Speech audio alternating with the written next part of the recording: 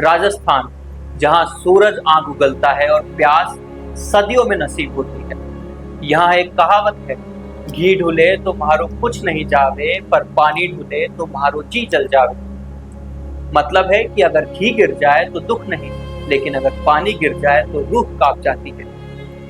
इसी प्यासी बस्ती की तकदीर बदलने के लिए 15 अगस्त 2019 को लाल किले की प्राचीर से एक शंखनाद हुआ, जल जीवन मिशन।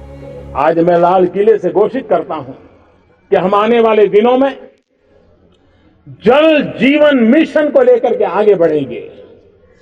ये जल जीवन मिशन, इसके लिए करीब केंद्र और राज्य साथ मिलकर के काम करेंगे और आने वाले वर्षों में 3.5 लाख करोड़ रुपए से भी ज्यादा रकम इस जल जीवन मिशन के लिए खर्च करने का हमने संकल्प किया। लक्ष्य था 2024 तक हर घर की दहलीज पर पानी पहुंचाना। राजस्थान की माताओं और बहनों की आंखों में एक चमक थी कि अब उन्हें कोसों दूर नहीं चलना होगा।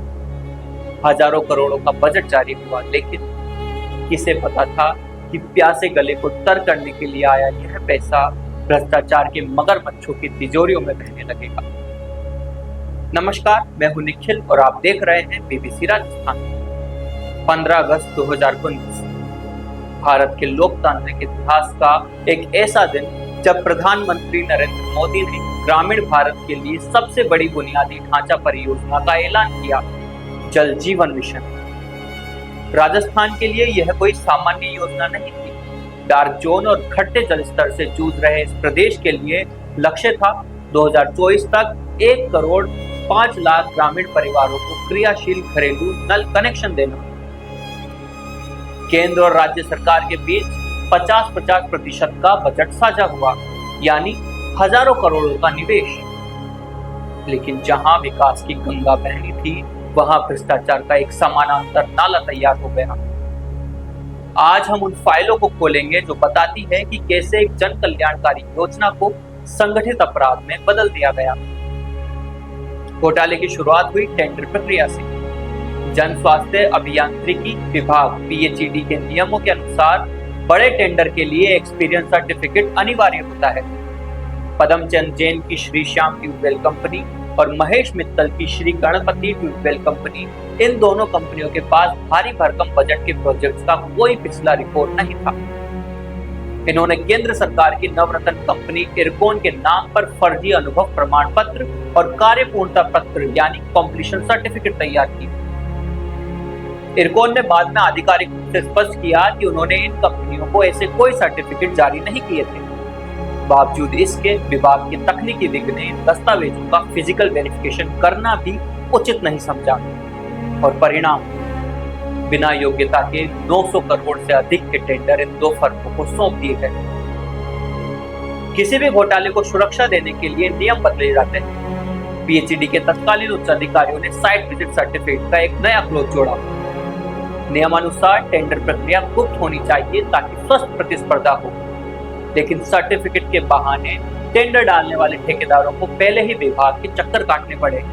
इससे रिंग या सिंडिकेट बनना बहुत आसान हो गया और जांच में सामने आया कि चीफ इंजीनियर दिनेश गोयल और केडी गुप्ता की निगरानी में फाइलों को इस तरह घुमाया गया कि केवल खास ठेकेदार ही इस रेस में रह सके। यह सिर्फ संयोग नहीं था कि पदमचंद जैन को अधिकांश प्रोजेक्ट बानसूर और बहरोड़ जैसे इलाकों में मिले, जहां राजनीतिक पकड़ मजबूत थी। अब बात करते हैं ऑन ग्राउंड भ्रष्टाचार के सबूतों की। जल जीवन मिशन की गाइडलाइंस के अनुसार पाइपलाइन को जमीन से कम 90 सेंटीमीटर यानी 3 फीट नीचे दबाना अनिवार्य है, ताकि गाड़ियों के दबाव से पाइप न टूटे। जब 2024 में सरकार बदली और विजिलेंस जांच हुई, तो पाया गया कि अधिकांश गांवों में पाइप केवल 15 से 30 सेंटीमीटर यानी आधे से 1 फीट की गहराई पर बिछाए गए थे। पाइपों की गुणवत्ता के साथ भी समझौता हुआ। टेंडर के अनुसार हाई डेंसिटी पॉलीथीन पाइपों का उपयोग होना था, लेकिन ठेकेदारों ने घटिया दर्जे के रिसाइकल प्लास्टिक से बने पाइप बिछाए। कई जिलों में टेस्टिंग के दौरान जब पहली बार पानी का प्रेशर छोड़ा गया, तो पाइपलाइनें दर्जनों जगह से फट गई। ये वो पैसे थे जो जनता के टैक्स से आए थे। लेकिन जमीन के नीचे दफन कर दिए गए। भ्रष्टाचार का दायरा तब बढ़ा जब इसमें प्रवर्तन निदेशालय ईडी की एंट्री हुई। अगस्त 2023 से शुरू हुई छापेमारी में वो सच सामने आया जिसने प्रदेश को भी हिलाकर रख दिया। अधिकारियों और ठेकेदारों के ठिकानों से 2.5 करोड़ की बेनामी नकदी और लगभग 1 किलोग्राम सोने के बिस्कुट बरामद किए। और सबसे चौंकाने वाला खुलासा मनी लॉन्ड्रिंग को लेकर। जांच एजेंसी ने पाया कि घोटाले का पैसा केवल भारत तक ही सीमित नहीं था। शेल कंपनियों के जरिए करोड़ों रुपए दुबई भेजे गए और वहां से प्रॉपर्टी निवेश के जरिए उसे सफेद किया गया। बैंक खातों के स्टेटमेंट बताते हैं कि टेंडर पास होने के कुछ ही दिनों के भीतर ठेकेदारों के खातों से बड़ी रकम उन लोगों के करीबियों को ट्रांसफर की गई जो नीति निर्धारण यानी पॉलिसी मेकिंग का हिस्सा थे। साल 2026 इस घोटाले का न्याय का वर्ष बना। सबसे बड़ा नाम आया 1988 बैच के आईएएस अधिकारी सुबोध अग्रवाल का, जो जलदाय विभाग के एसीएस थे। उन पर आरोप है कि उन्होंने फर्जी सर्टिफिकेट की शिकायतों को दबाया। 9 अप्रैल 2026 को उनकी गिरफ्तारी एक ऐतिहासिक मोड़ था। यह पहली बार था जब राजस्थान में इतने वरिष्ठ स्तर का अधिकारी सीधे भ्रष्टाचार के आपराधिक मामले में पकड़ा गया। इसके ठीक 1 महीने बाद 7 मई 2026 को पूर्व मंत्री महेश जोशी की गिरफ्तारी हुई। एसीबी और ईडी के पास मौजूद साक्ष्य इशारा करते हैं कि ठेकेदारों और अधिकारियों के बीच की कड़ियां मंत्री आवास तक जुड़ी थी। भ्रष्टाचार की इस चेन में कमीशन का हिस्सा प्रतिशत के आधार पर तय था, इंजीनियर से लेकर राजनीतिक आकाओं तक।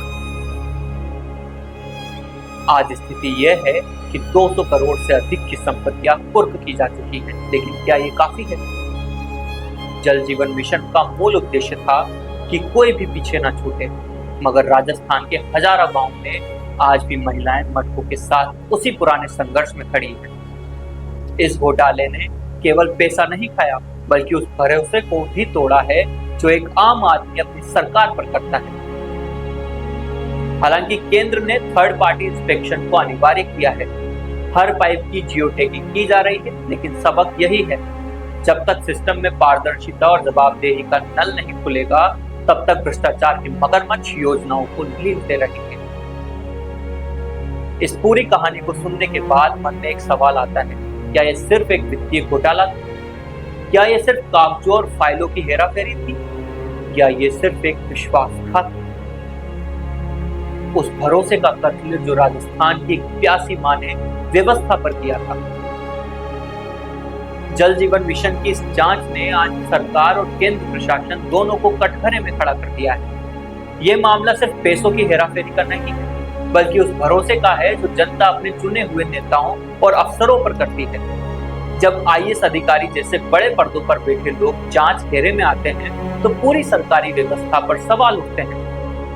सरकार इन अफसरों को तैयार करने और इनकी ट्रेनिंग पर जनता की कमाई के करोड़ों रुपए खर्च कर देती है, ताकि वे ईमानदारी से काम कर सकें। ठीक इसी तरह मंत्रियों की भी ये जिम्मेदारी है कि वे जनता के टैक्स के एक एक पैसे का हिसाब रखें और उसे सही जगह खर्च करवाएं। लेकिन अब तक की जांच बताती है कि इस खेल में नीचे से लेकर ऊपर तक हर स्तर पर लोग शामिल हैं। अब सबकी नजरें हमारी अदालतों और जांच एजेंसियों पर हैं। क्या वे इस मामले में दोषियों को सजा दिला पाएंगे? क्या यह मामला भी वक्त के साथ दब जाएगा? सरकार इस भ्रष्टाचार को रोकने के लिए आगे क्या कड़े कदम उठाती है, ये तो आने वाला वक्त ही बताएगा। इस पूरे घटनाक्रम पर आपकी क्या राय है? क्या आपको लगता है कि मौजूदा कानूनी कार्रवाइयां इस तरह के व्यवस्थागत भ्रष्टाचार को रोकने के लिए पर्याप्त हैं? अपनी प्रतिक्रिया हमें कमेंट सेक्शन में जरूर दें और जनहित से जुड़ी इसी जानकारी को अधिक से अधिक लोगों तक पहुंचाने के लिए इस वीडियो को शेयर करें। सच्ची और निष्पक्ष पत्रकारिता को समर्थन देने के लिए हमारे चैनल बीबीसी राजस्थान को फॉलो और सब्सक्राइब करना ना भूलें।